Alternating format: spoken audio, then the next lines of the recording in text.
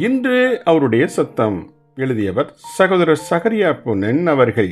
நாள் பிப்ரவரி 21. கீழானவைகளை அல்ல, மேலானவைகளையே நாடுங்கள். இஸ்ரவேலரின் சத்துருக்களை எதிர்க்க கிதியோன் ஒரு சேனையை திரட்டின போது அவனுடன் 32,000 இஸ்ரவேலர்கள் இருந்தனர். ஆனால் அவர்கள் எல்லோரும் முழு இருதயத்துடன் இல்லை என்பதை தேவன் அறிவார். ஆதலால் தேவன் அவர்களை வடிகட்டி கழித்து விட்டார். முதலாவது பயப்படுகிறவர்கள் வீட்டிற்கு அனுப்பப்பட்டனர். அப்படியும் 10,000 பேர் மீதியாயிருந்தார்கள். அவர்கள் ஆற்றண்டை கொண்டு செல்லப்பட்டு சோதிக்கப்பட்டார்கள். அதில் 300 பேர் மட்டுமே சோதனையில் ஜெயம் பெற்று தேவனால் அங்கீகரிக்கப்பட்டார்கள். தங்கள் தாகத்தை தீர்க்கும்படி அந்த 10,000 பேர்கள் ஆற்றில் தண்ணீர் குடித்த விதம் கிதியோனின் சேனையில் இருப்பதற்கு தகுதியுடையவர்கள் யார் என்பதை தேவன் தேர்ந்தெடுக்கும் முறையாயிற்று.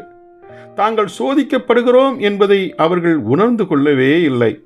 9,700 பேர்கள் சத்துருவை பற்றிய விழிப்புள்ள உணர்வு எல்லாவற்றையும் மறந்து தங்கள் தாகத்தை திருப்தியாக்க முழங்கால் படியிட்டனர்.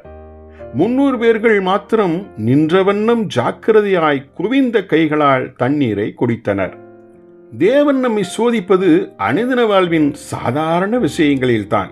பணம், உலக மரியாதை, லௌகீக சுகங்கள் போன்றவற்றை பற்றிய நமது மனப்பான்மையில்தான். நாமும் கூட கிதியோனின் சேனையில் இருந்தவர்களைப் போல தேவன் நம்மை சோதித்து அறிகிறார் என்பதை அநேக முறை உணர்வது இல்லை. உலக கவலைகளால் பாரமடையாதபடிக்கு இயேசு கிறிஸ்து நம்மை எச்சரித்துள்ளார். லூக்கா 21:34 கொரிந்து பட்டண கிறிஸ்தவர்களுக்கு பவுல் ஆலோசனை சொல்லும் பொழுது, மனைவிகள் உள்ளவர்கள் மனைவிகள் இல்லாதவர்கள் போலவும், இவ்வுலகத்தை அனுபவிக்கிறவர்கள் அதை தகாத விதமாய் அனுபவிக்காதவர்கள் போலவும், கொள்ளுகிறவர்கள் கொள்ளாதவர்கள் போலவும் இருக்க வேண்டும் என்கிறார்.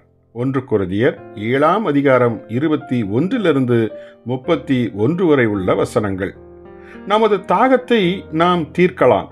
ஆனால் கரங்களை குவித்து குறைந்தபட்ச தேவை எவ்வளவோ அவ்வளவே நாம் குடிக்க வேண்டும்.